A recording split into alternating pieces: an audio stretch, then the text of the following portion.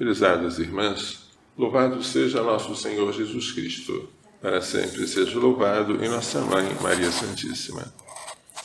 Hoje, primeiro dia da Quaresma, quarta-feira de cinzas, a liturgia nos oferece um trecho do profeta Joel. Joel viveu numa época posterior ao exílio. O povo já morava na cidade de Jerusalém reconstruída. Mas ocorreu uma praga de gafanhotos. E esta praga lembrou o fim do mundo, porque os gafanhotos vinham como uma nuvem que escurecia o sol. Eles devoravam as colheitas, eles impediam que o povo pudesse ter o seu sustento garantido. Então, como este mal que ameaçava o povo era grande, o povo é convidado a se lembrar dos seus pecados, porque sempre existe alguma relação entre o mal permitido por Deus e o pecado. Pode ser o meu pecado, para que eu faça expiação, pode ser o pecado de outros, para que eu também expie por eles, mas Deus não tem prazer de nos fazer sofrer à toa. Diz o Senhor: voltai para mim com todo o coração, com jejuns, lágrimas e gemidos. Rasgai o coração e não as vestes, como os judeus tinham o hábito de fazer. Voltai para mim, voltai para o Senhor vosso Deus. Ele é benigno e compassivo, paciente, cheio de misericórdia, inclinado a perdoar o castigo. Assim o povo fez o que Deus mandara, proclamaram um jejum sagrado, todos passaram a chorar e pedir perdão, e o Senhor, diz a Escritura, encheu-se de zelo pela sua terra e perdoou o seu povo. Este perdão é manifesto pela cessação da praga dos gafanhotos. O Salmo 50 é o Salmo de Davi, pedindo misericórdia a Deus pelo seu pecado de adultério e homicídio. Lavai-me todo inteiro do pecado. Apagai completamente a minha culpa. O desejo de Davi, que reconhece a gravidade, a monstruosidade do seu pecado, é que Deus, na sua infinita misericórdia, torne-o mais branco do que a neve. A segunda leitura é um trecho da segunda carta de São Paulo aos Coríntios, pedindo a estes que se convertam, que se deixem reconciliar com Deus. Aquele que não cometeu nenhum pecado, Jesus, Deus o fez pecado por nós. Pecado aí tem o sentido de vítima de expiação pelos nossos pecados, para que nós nos tornássemos justiça de Deus. Se ele se rebaixou tanto por nossa causa, devemos dar valor ao sacrifício expiatório de Cristo. São Paulo invoca a sua autoridade. Como colaboradores de Cristo, nós os exortamos a não receberdes em vão a graça de Deus. Por quê? Porque a graça pode vir e depois não voltar mais, se eu não a receber agora. Pois ele diz: no momento favorável eu te ouvi, e no dia da salvação eu te socorri.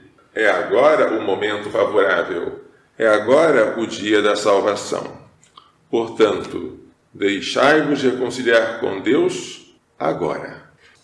O Evangelho é uma parte do Sermão da Montanha em que Jesus descreve 3 obras de penitência: a esmola, a oração e o jejum. E diz que nós devemos fazê-las em segredo, ou seja, sem querer ser vistos pelos homens. Porque se fizermos com este espírito, já receberemos aqui a nossa recompensa, que é o aplauso, a admiração, o louvor, e não receberemos a recompensa celeste. Que castigo! Portanto, a esmola deve ser discreta. A oração deve ser feita no íntimo do quarto ou no íntimo do coração. O jejum deve ser feito com o rosto alegre, sorrindo, para que ninguém perceba. Mas o Pai, que vê aquilo que está oculto na esmola, na oração e no jejum, nos dará a recompensa. Essas 3 obras de penitência recomendadas para este tempo quaresmal, pelo qual nós nos preparamos para a paixão, morte e ressurreição de Cristo, devem ser feitas com esse espírito com que o Senhor nos disse, um espírito de escondimento, de humildade. A vaidade é um verme que destrói tudo.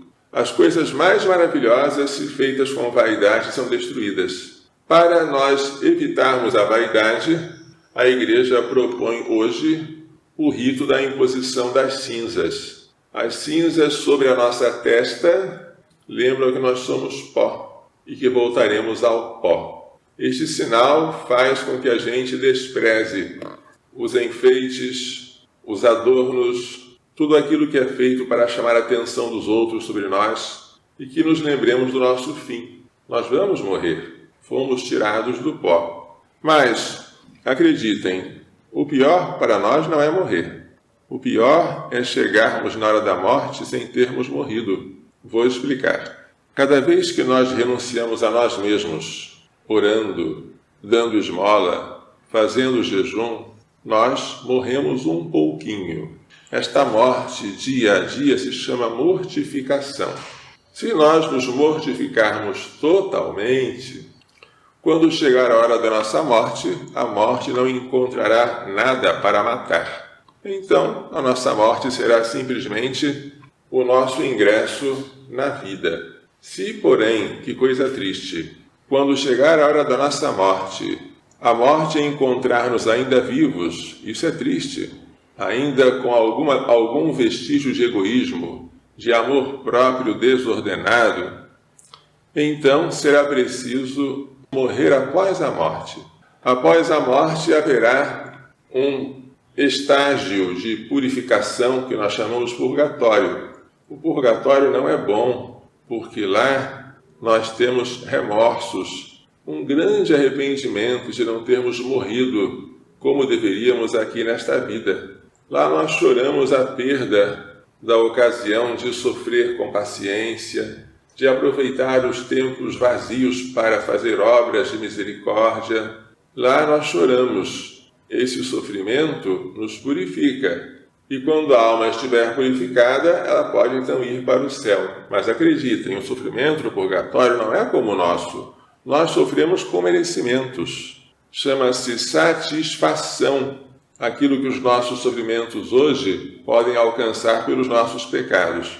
No purgatório, o sofrimento das almas chama-se satispaixão. Elas sofrem, descontam as suas dívidas, mas não adquirem novos méritos. O tempo de merecer acabou e elas não aproveitaram como deveriam. Vamos pedir, porque não custa pedir, vamos pedir a Deus, a Nossa Senhora, a São José, que nos faça morrer sem passar pelo purgatório. Que quando a morte chegar, ela já nos encontre mortos para nós mesmos e preparados para entrarmos na vida. Este é o sentido da purificação quaresmal, a qual todos nós somos chamados pela Santa Igreja. Louvado seja nosso Senhor Jesus Cristo. Para sempre seja louvado e nossa Mãe Maria Santíssima.